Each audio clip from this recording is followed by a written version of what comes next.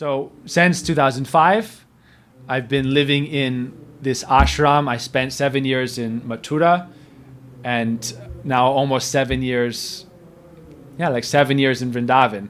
Living in Mathura and Vrindavan, Gurudev said there's actually no distance between them because they're neighbors. But there's a big difference in mood. But actually in Mathura, we're living in our Gurudev's ashram, which is like a branch of Vrindavan. And so there we're serving Radha Krishna, Radha Vinod Bihari Mahaprabhu. So it's a very special time there.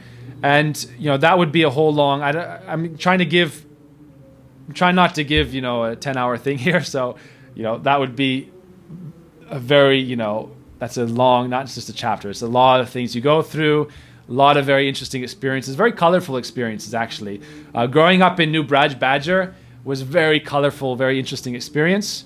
Very, very interesting experience. I mean, I could tell you a lot about how cool Badger was in a lot of ways. So the same thing was living in Mathura. It was very, very unique.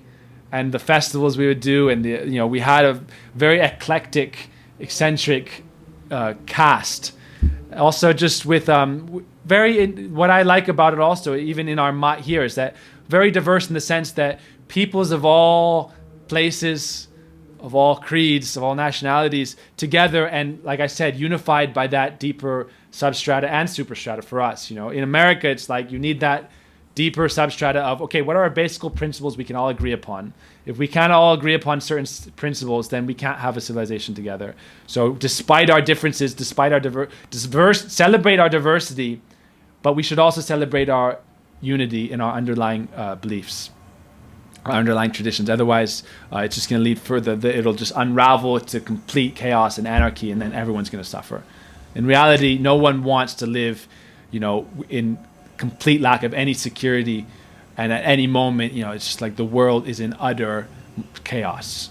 People don't really want that. They want freedom, and they also want some security. So both are important. So in the mat, very wonderful, very interesting experience. So many different people, but we had that superstrata, I would say, which is that our same guru, our same belief in bhakti, and the principles of this Sanatana Dharma that hold us all together and create a very beautiful family. And a very, very understanding and a very diverse family. It's like, if you come here, you can see that. We have people from 20, 30 nations, even though we have, 100 people, 150 people, generally 150, 200 people living here, but from all over. And so it's very interesting, very interesting. So, it was at that point, I was growing into manhood. So I had, a lot of activities to do in the temple, a lot of engagement in festivals and cooking and events. But very early on, I started, after a few years, I was learning Hindi, studying scripture, studying verses, getting more familiarized.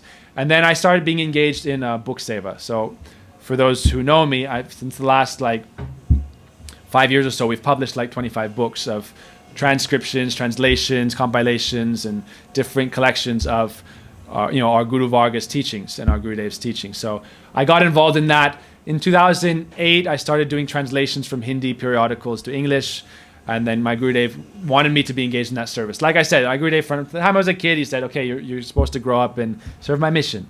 That's, so how does he particularly want us to do that? Again, it's about sacrifice. For me in the mat, I was more inclined to the four physical activities. Like from the time I was a child, I was more the masculine, athletics kind of thing. So in the mat, you have a lot of cooking big festivals where you're cooking for thousands of people. It's very fun, actually.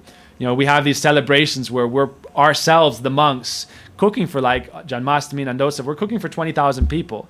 And so it's very fun, actually, when you're doing it with all your brothers. You're doing it with your brothers and sisters. It's actually very fun. And we do festivals in Navadvip Parikrama. We have 15, 20,000 people, and you're serving them all. If you see videos of Navadvip, it's like you have your own army that you're trying to cater to.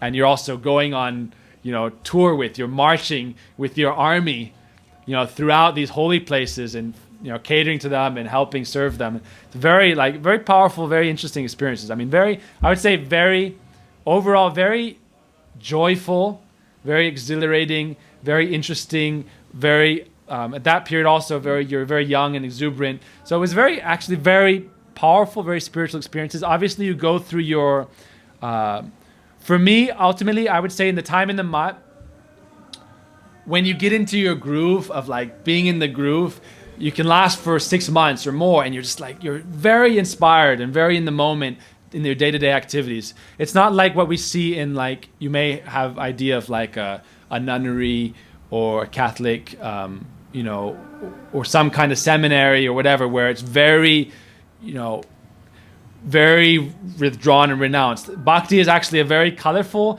very vibrant, very alive path, very movement. So there wasn't any of that, but ultimately you have your own anarthas, what we call these obstacles you go through. So you can't go. There's the ebb and tide of that. But overall, for me, it was a very nice experience. It was very nice. I was very happy. To be honest, mostly you go through your struggles, but I was very happy. And you develop good friendships and connections with all the Vaishnavas, and so that was very inspiring. And so what happened from then? I got involved in the books a little bit, but already my Gurudev was entering more of the later pastimes, as we call them, and he was, you could say, getting closer to departure.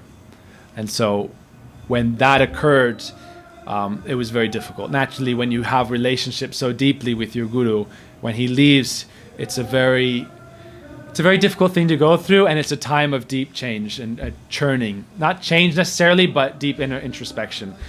So for us, after that, when our Gurudev left, 2010, from that point on, I was actually immediately swept up into more publication work, and I had to do some sacrifice of my Gurudev. I was telling you, I like to be engaged in the festivals, the cooking, the maintenance of the events and things like that. It was very interesting for me. It's very fun, for a lot of the guys who do that. So my Gurudev said, I want you more engaged in the books and the preaching and things like that. He really wanted us to do that.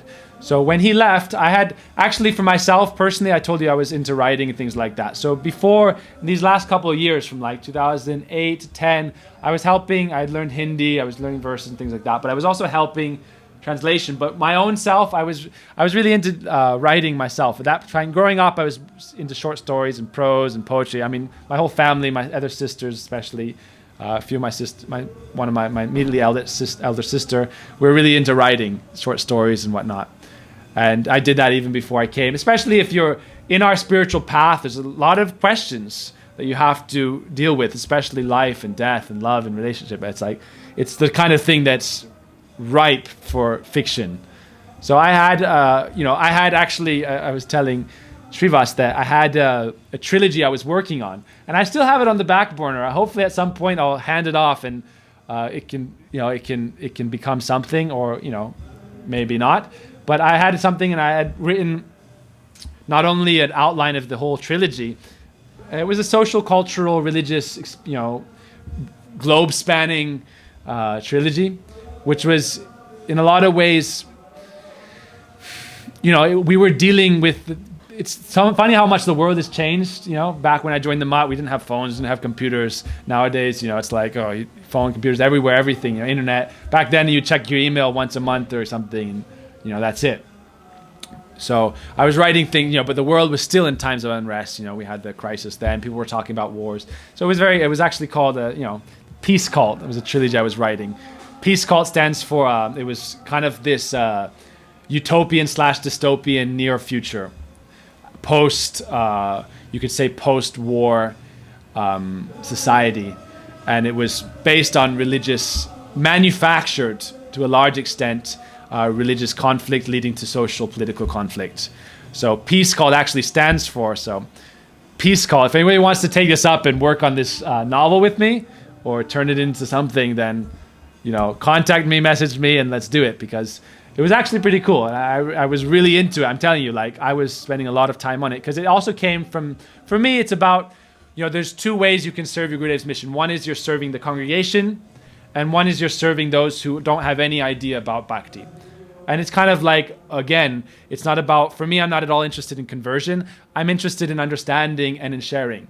I'm very interested, going back to the West, I'm very interested in, I'm not trying to convert anybody, but we have an interesting,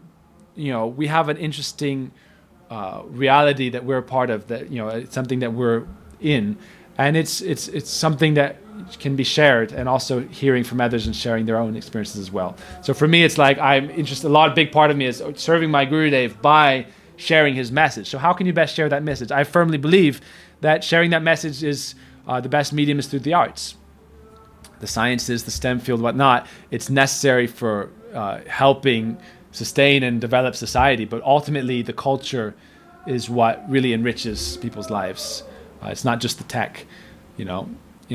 Okay, if you want to have the spaceships and you have some cool culture with that as well, but ultimately, I'm interested in the culture. So anyway, Peace Cult was an acronym I came up for, which was this kind of utopian, dystopian world order, which was, it was supposed to be the perfect society where, there's no crime, there's no violence. In this case, there's no guns, because of the conflict, people didn't have arms and they were restricted in a lot of ways, as we're starting to see tendencies go towards that direction. I was writing this in 2007, and it came from a time when I was having I wrote actually in 8 verses, in Shakespearean verse, basically, that was kind of the summary of this whole journey of the hero of the story. There was different characters, the female hero, the male hero, there's different characters, but I wrote a summary of the spiritual journey of bhakti, realizing the truth of the atma, the self, realizing the potential for spiritual community, but also spiritual existence, laid into this political, social political reality of the Peace Cult means people's earth of a common equality, people's earth of a collective equality, peace, people's earth, the people's earth of a collective equality. So it was kind of like a communist dictatorship kind of thing, but world spanning. And it's supposed to be utopian. So obviously about 50% of the population loved it and thought that it was the great savior.